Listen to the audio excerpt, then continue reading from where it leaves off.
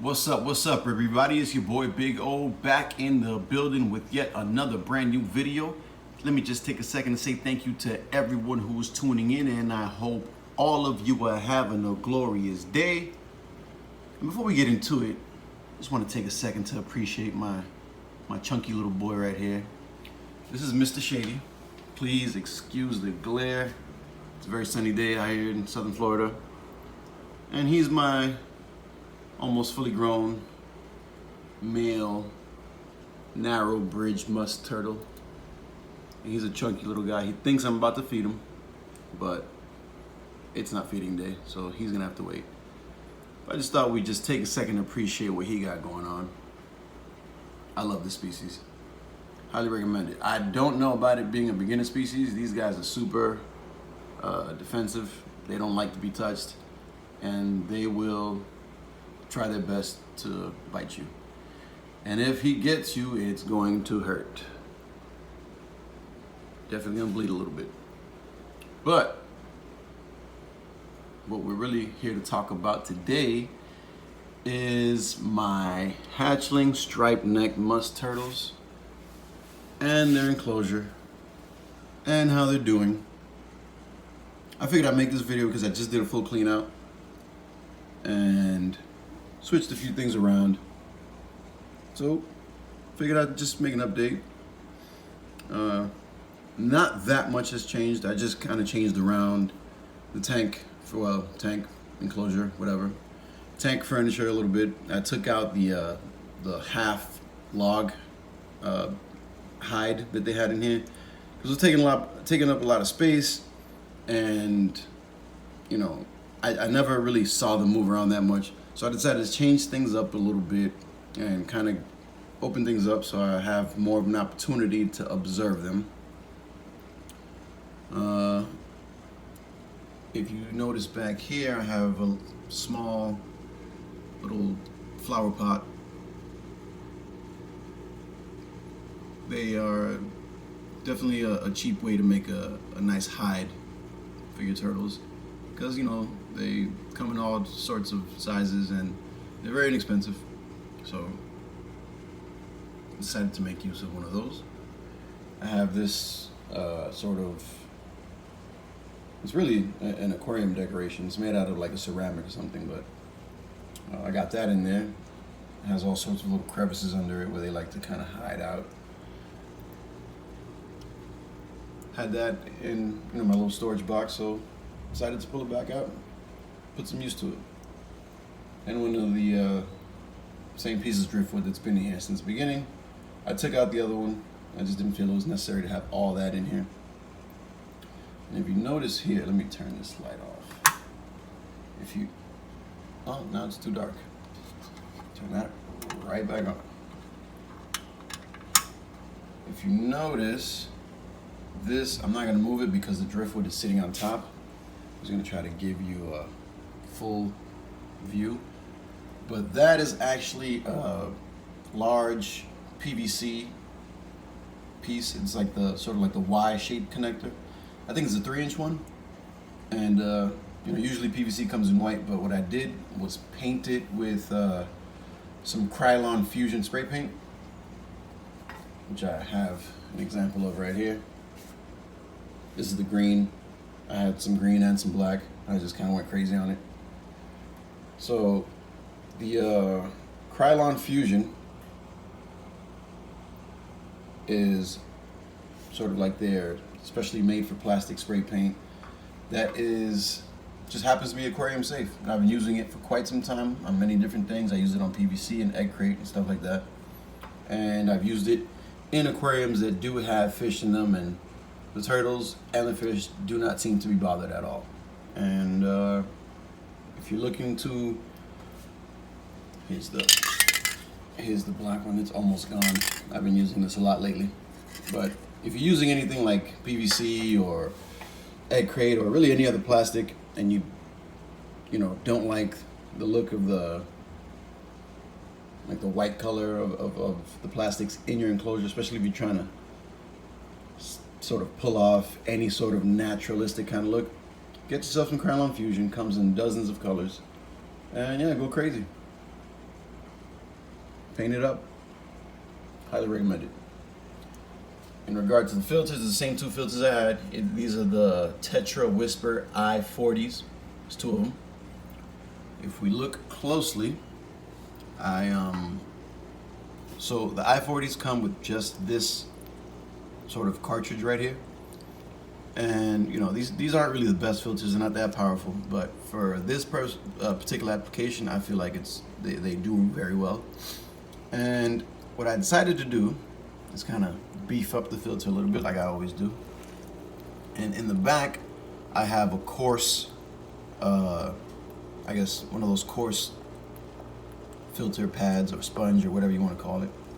Because how this filter works is it sucks up the water from the bottom, and the water will flow from the bottom up into the back through the filter media and out of this little, you know, lip right there. So I decided to put this coarse sponge in the back to catch the larger particulate.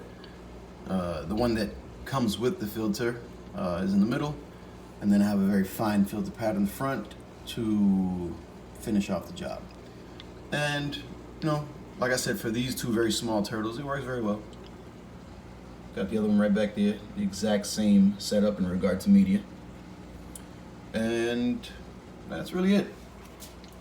Oh, can't forget the heat lamp, which is right here, and the UVB bulb, which is back there.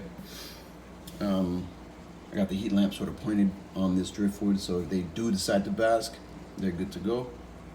And yeah, that's really about it. Now, they're not actually in here yet because I have them in a little tub, and it's right down here, but I had this plant also kind of covering them so they can get so they're not too freaked out while they're in their little container while I do all the maintenance.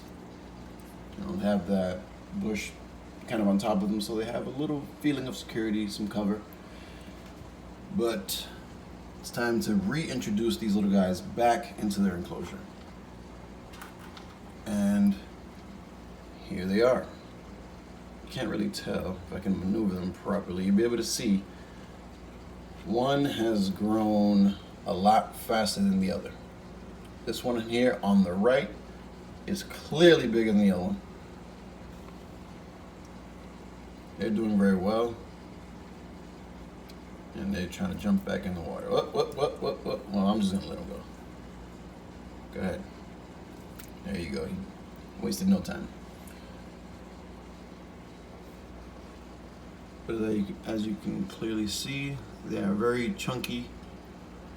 I wish I would have had a chance to show you the other one because it too is very chunky. At first I was a little bit concerned because I was thinking that maybe this one was kind of being kind of a bully and monopolizing the food, but that does not seem to be the case because, again, they're both looking very healthy and active, and they both have all these little fat bulges poking out all over the place. So I'm not worried at all about that. So I'm just gonna place him down right here, and hopefully we'll see him jump back into the water. And I probably won't see them again for the rest of the day because when I bother them like this, they tend to kind of freak out a little bit and hide for quite some time until they feel like they're safe again. But yeah, this is just a really quick update just to let everybody know that the hatchlings are doing fantastic. They're growing, I think, at a very nice rate. The enclosure is clean.